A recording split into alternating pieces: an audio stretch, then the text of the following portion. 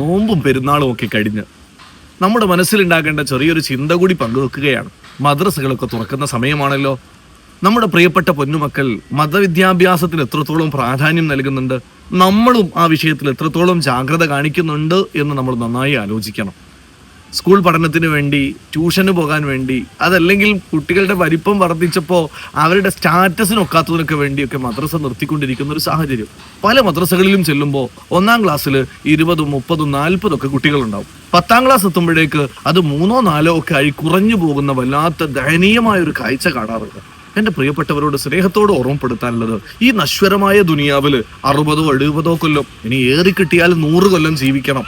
അതിനുവേണ്ടി നമുക്ക് ഭൗതികമായ വിദ്യാഭ്യാസമൊക്കെ നേടണം, അത് പരമാവധി നേടുകയും വേണം. എന്നാൽ അനശ്വരമായ ആഖിറത്തിന് വേണ്ടി അതിൻ്റെ വിദ്യാഭ്യാസം നേടാതെ പോയാലോ, അത് വലിയ നഷ്ടമായിരിക്കും. വളരെ ചെറിയ പ്രായത്തിൽ 5-ാം ക്ലാസ് വരെയൊക്കെയുള്ള സമയത്ത് നമുക്ക് കാര്യങ്ങൾ മനസ്സിലാക്കാനുള്ള പക്വത അത്രയേ ഉണ്ടാകൂ. കാര്യങ്ങൾ പറഞ്ഞാൽ അതങ്ങനെയൊക്കെ ഒരു ഒഴുക്കൻ മട്ടിൽ പഠിച്ച് പരീക്ഷയ്ക്ക് വേണ്ടി ഉസ്താദിനെ പേടിച്ചൊക്കെ പഠിച്ചു തീർത്തു.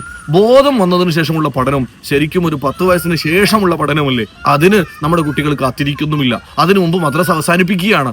തിരിച്ച് ചിന്തിക്കണം, മറിച്ച് ചിന്തിക്കണം. പോസിറ്റീവായി നമ്മുടെ മക്കളെ മദ്രസയിൽ പറഞ്ഞയക്കാൻ നമ്മൾ എല്ലാവരും തയ്യാറാകണം. പുതിയ അധ്യയന വർഷം ആരംഭിക്കുമ്പോൾ നമ്മുടെ മക്കളൊക്കെ പുതിയ ക്ലാസ്സിൽ മദ്രസയിൽ തുടർന്ന് പഠിക്കുന്നുണ്ട് എന്ന് നമ്മൾ ഉറപ്പുവരുത്തണം. അള്ളാഹു തൗഫീഖ് തരട്ടെ.